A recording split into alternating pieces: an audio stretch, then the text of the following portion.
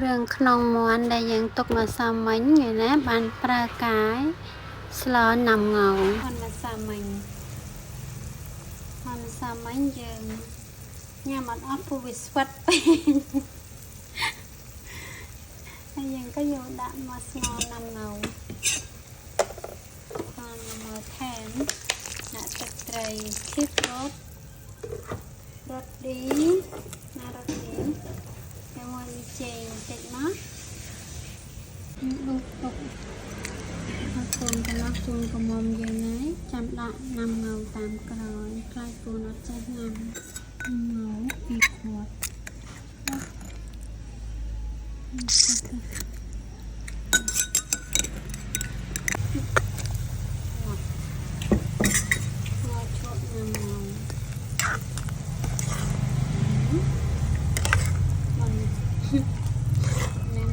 ជាតិហត់ទឹកនឹងមិនមួយបាននឹង2ថ្ងៃបាយក្រហមបាយក្តៅហុយ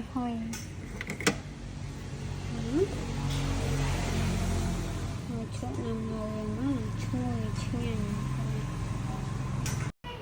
បាយមកហូបឆ្អិនហើយយើងក៏មករៀបក្រែមហើយថ្ងៃនេះខ្ញុំមករៀបជាមួយនឹងការធ្វើ promotion ឲ្យកូនមួយទាំងអស់គ្នាណារៀបផងសាយផងត្រាំបានណាកាត់វីដេអូត្រាំបានថតបាននោះប្រើប្តីក៏ជួយថតហ៎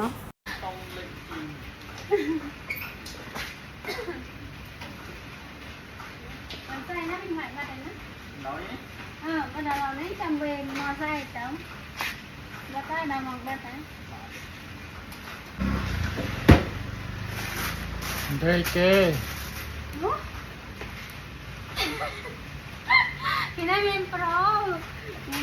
ណាអញ្ចឹងពុកម៉ែអូនមួយទិញក្រែមនេះមកដល់ថែមក្រែមនេះ2អញ្ចឹងទិញ1បាន2ទិញ1បាន3ថែម2បាន3ខ្ញុំនេះបាទនេះអញ្ចឹង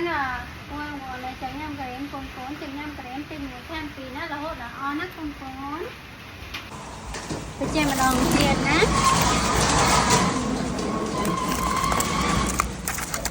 ជាម្ដងទៀតណាកូននេះក្រែមនេះណាក្រែមនេះទិញក្រែមម្ដងថែម baby corn 2ដើម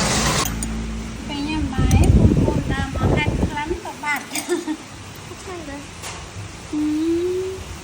ញ៉ាំមកពីកូនអត់ចាំណាប៉ាហើយទៅពងទៅបងជៀនបងអីតានេះតែem liêng một tiếng nó thôi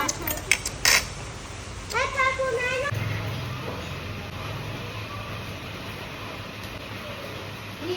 ba tan cái gì tan mình có mai thân à nó không là nhanh